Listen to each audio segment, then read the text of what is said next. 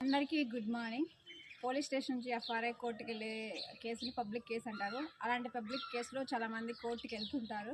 కానీ మధ్య మధ్యలో వాళ్ళకి ఏమైంటుందంటే, నన్ను ఏం చేస్తారులే, కోర్టు ఏం చేస్తారులే, పోలీసులు ఏం చేస్తారులే అని కోర్టుని ధిక్కరించి, పోలీసుల్ని ధిక్కరించి, అంటే పోలీసులకి ఏం చేస్తారులే అనే గర్వంతో వాళ్ళు కోర్టుకి హాజరు కాకుంటారు. అలాంటి వాళ్ళు కోర్టుకు హాజరు కాకపోతే కనీసం 2 వాయిదాలకి అటెండ్ కాకపోయినా నాన్ అవైలబుల్ వారెంట్ అంటే ఎన్బిడబ్ల్యూ వేస్తారనమాట కోర్టు. సో కాబట్టి వాయిదాలకి కంటిన్యూ వెళ్ళాలి. వెళ్ళకపోతే అప్పుడు అరెస్ట్ వారెంట్ చేసి మళ్ళీ జైల్లో పెడతారు. అప్పుడు మళ్ళీ మీరు బెయిల్ నుంచి బయటకు రావాల్సి వస్తుంది. కాబట్టి మీరు వాయిదాలకు అటెండ్ అవ్వాలి. వాయిదాలకి అటెండ్ అవ్వని పక్షంలో మీ లాయర్ గారు ఉంటారు.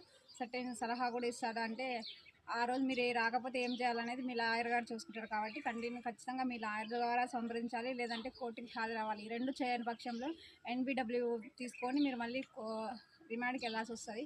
సో కాబట్టి చూసుకోండి, పబ్లిక్ కేసులో ఇది నేను చాలా చోట్ల చూడడం జరుగుతుంది కాబట్టి మీకు చెప్తున్నా.